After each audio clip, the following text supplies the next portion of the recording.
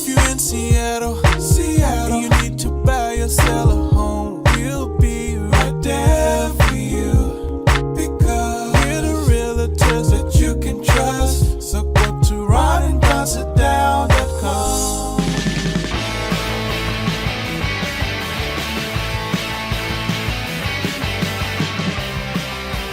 You're listening to The Ron and Don Show on the Ron and Don Radio Network. Hey, you guys, what's going on? And welcome to another edition of The Ron and Don Show. We are back live in the Les Schwab Studios. Yeah. What is up, Ron and Don Nation? No. What is up, Ron and Don Nation? Hey, it's Friday. It means it's real estate only.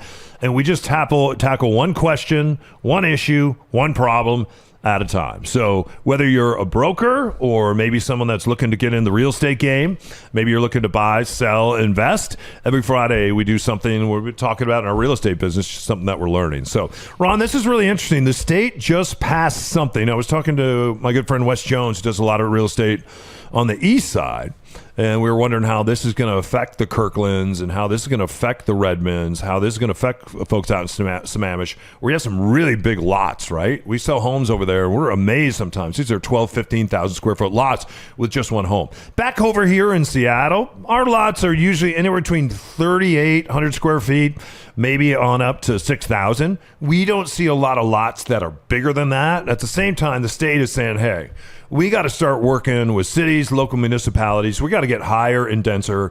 Hundreds of thousands of people are going to continue to move here to the great Pacific Northwest.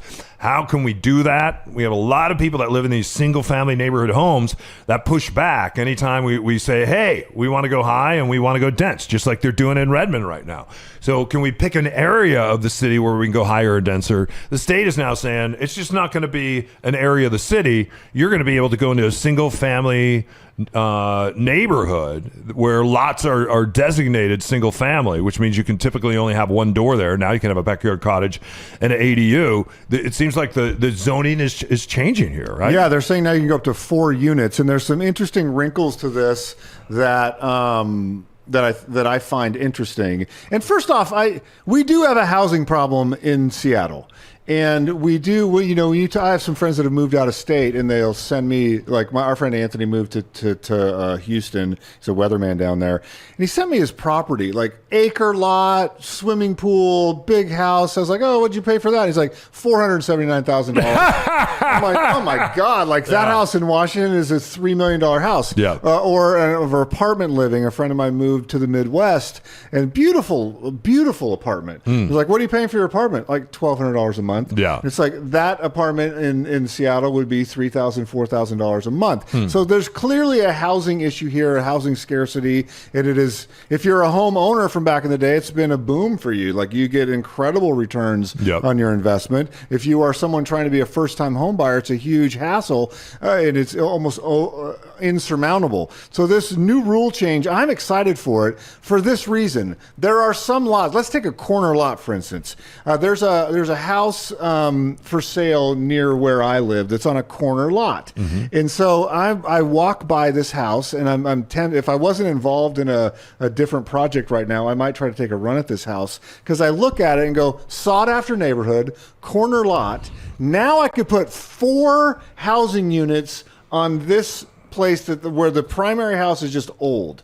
So if I could tear that down and put and they don't have to be, there's no differential in size now. So the old rule was you'd have to have a main residence that was the big primary house, an attached dwelling unit that's smaller, attached to the primary house, and then a smaller detached house. And so that works in some regards. But in this corner lot, if I could do 4 houses of exact same size and make them 2 or 3 stories tall, they'll sort of be those, similar to a townhouse, but they could all be detached now. And depending on how you laid them out on the lot for sight lines, etc., that could be an incredible play as a real estate investor, because I'm no longer bound by that old model. I can configure these in any way, shape, or form that I want. And for many people, a shared wall is a non-starter. So I can not have shared walls. I think that's pretty cool. Yeah. It's interesting because recently I was shopping a house on the east side, and I talked to probably 5 different builders And all these builders were doing the big house, the ADU downstairs, the cottage in the backyard. And then what they would do is kind of minimize the property, and then they would cut the property in half, and they'd sell off the cottage, and then they'd sell off the big house, which was attached to the ADU. The problem that they were having is the person that's living in the big house, they don't want somebody living in a cottage in their backyard in perpetuity. Especially in Bellevue. So these builders are going, how can we solve this? Because people don't like this. And these are very expensive to build. Some of the other builders that I know said, well, then what we'll do is we'll do side by side. So we'll do a big house, and then instead of, and they usually do this to through lots back to the alley. So maybe we'll have a driveway out front. So we'll have a big house. Next to that, we'll have a smaller house, and we'll sell those homes. Not do one in front, one in the back. Yeah, we'll do them side by side. They did a couple of those on my block. They were both on the market for over a year before the builder was finally able to sell these. So this right here is a different play. What you're still going to see a lot of builders do, like the neighborhood that Ron and I just sold a fixer in, and we sold a fixer, I think, for somewhere between, I think it's on the other side of $1.2 million for a fixer, right? The builder wanted to buy that, tear that down. And across the street, you can see what he did. He's not doing the cottage and the ADU anymore. He's just building one big house. I think it was 4,100 square feet. He wanted $3.2 million for that one big house. The difference that you're going to see here, though, and this is going to piss off a lot of people in single-family neighborhoods, where you look around and let's say you're in Madison Park, and all of a sudden one of these big, lovely homes go down. They could put 4 doors right across the street from you. Don't necessarily have to provide parking. So now Seattle is really challenged when it comes to parking. People that have been living in these single-family homes in perpetuity in these single-family home neighborhoods are going to kick themselves in the butt for not working with the city. Because every time the city tried to do this, it would get blocked in a lawsuit. And so now it's like, okay, well, if you didn't like the 3 doors, now you're getting 4. So yeah, but here's the. Tell me if you think I'm wrong on this. I think the sad horn sound effect for first-time home buyers and people, clamoring for a more affordable Seattle. I don't think this solves that. I think if someone does what you just described, these are not going to all of a sudden turn into $295,000 homes. Because the dirt costs so much. Right. So we're not going to go, oh, cool. This house in Magnolia, now they're going to tear it down and build 4 houses. They're not building 4 houses that are going to be affordable by, if you're a school teacher salary or something like that. So I think that in a lot of ways, it's still going to cater to people that they're going to be close to 7 figures to buy these 4 houses. Yeah, and a lot of these, you're going to take one house that would have been $2 million, tear it down, and now you're going to have 4 houses where each one is going to go for $999 or $1.1 million. And what sucks is a lot of these homes that you've seen after 3 to 5 years as they age, and all the paint just melts off the side of these. But they're not built very well, and they're built on the cheap, and because they're so similar, you're not going to see the appreciation that you would see in a single family home. You're just not. You're like, there's not going to be a lot of people that have an appetite that want to go live on a single family lot with 4 other doors there, because that means 4 other families, and you got way more problems. You'd have to be listening to our Monday show. Callback for like 5 days As a ago. David Letterman callback, which was brilliant right there, unless you don't know what I'm talking about. But nonetheless, listen to Monday's show. You can catch up on So, this. and then the interesting thing, I think, for the Ron and Don real estate business, how do you figure out if this pencils or not? How do you figure out the time scale of when you would do this? And I always like what you say is acquiring the real estate is the hard part. So getting the real estate, it might take you 5-10 years to implement the plan as a mom and pop, as like a single owner, where we're not part of a building company, or like this is what we do for a living, like you're working a day job. And you go, I want to get into that space. I'd love to be a real estate investor. Seems really expensive and it seems really difficult. But as you always say, if you find the right piece of real estate, it opens the doors for you. You don't have to do it tomorrow or even next year or even 3 years from now. Yeah, and what you'll see people do is they'll buy a lot like this. Let's say they want to live there. They'll develop it. Maybe what they'll do is they'll hang on to all of them, rent out the other 3, and then get some cash flow going.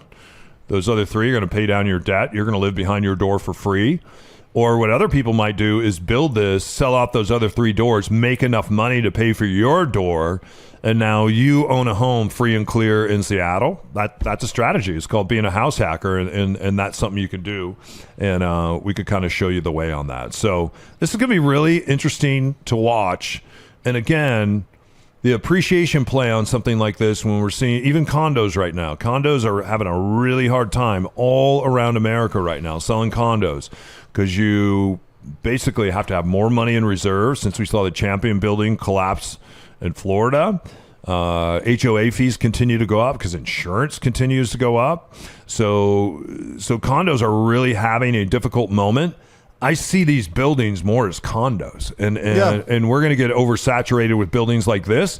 So if you think it's an appreciation play, it's not the same appreciation play it's going to be. I'll tell you, we're going to see a lot of this is out in West Seattle, because you have a lot of big very small starter homes under 1,000 square feet, and they're on big mega lots. So we're going to see a lot of this building type out in West Seattle for sure. So, hey, you guys, thanks for listening to this episode of the Ron and Don Show. If you want to talk about investing, that's what really gets us going. Buying a piece of real estate, forcing appreciation on it, adding value, and seeing what you can do in the real estate game. A lot of times, if you go out and you just buy something turnkey, as long as you hang on to it for a long time, you're still going to make money on that. But where you can really make money is go out and buy something that needs a new roof. Go out and buy something that needs new appliances. Go out and buy something where if you pulled the carpet up and the flooring that was put in 1957 is still there, and all you got to do is buff it out. And the other thing that I want to encourage people to do is don't just keep flipping properties. At some point, buy those properties, hold that property. That's how you're really going to build wealth. And we can show you how to do that at Ron and Don Real Estate. Yeah, so ronanddonsitdown.com. You can email me directly, ron@ronanddon.com. And as Don always says, right now is a great time to buy. If you're already teed up and you're wanting to shop, the summertime is great in Seattle. Moving into that fall period, you'll see a blip. And then the holiday season, also a great time for buyers. Yeah. Finally, don't forget, we sell the sound. So, yeah, we have a home on in Edmonds right now. We have a home on in Queen Anne right now. We just sold a home over near Newport. That was that fixer I was telling you about.